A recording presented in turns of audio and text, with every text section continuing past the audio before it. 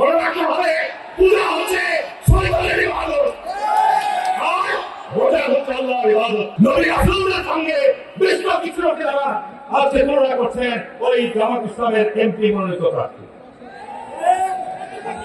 তারা একটা ভোটের জন্য হিন্দু সম্মেলন করা বলছে, হিন্দু সম্মেলনে বলছে হরি হরি হরি বল দাঁড়িপাল্লা টেনে তোল। জামাত ইসলামী আমাদের সঙ্গে দীর্ঘদিন জোট করেছিলেন, দীর্ঘদিন তারা আমাদের সঙ্গে একত্রবদ্ধ আন্দোলন করেছেন, কিন্তু আমরা তাদের বর্তমান কর্মকাণ্ড দেখে খুব বিস্মিত এবং হতবাক হচ্ছি, খুব অবাক হচ্ছে।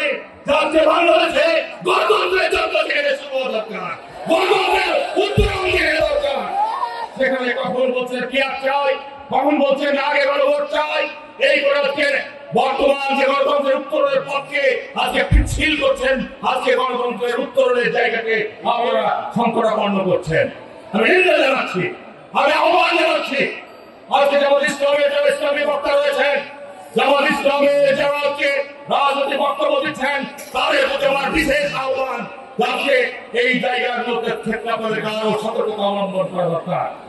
কারণ আপনারা হচ্ছে যখন মন্দিরেও যাচ্ছেন, মসজিদেও যাচ্ছেন, মন্দির প্রদর্শনের সময় বলছেন পূজা এবং রোজা মুদ্রার এপিকরপি।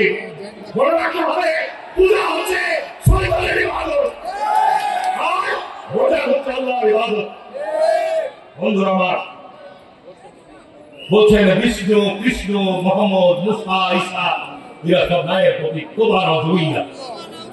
নবী রাসূলের সঙ্গে বেশ কিছু লোকেরা আজকে তুলনা করছেন ওই জামাত ইসলামের এমপি মনোনীত প্রার্থী।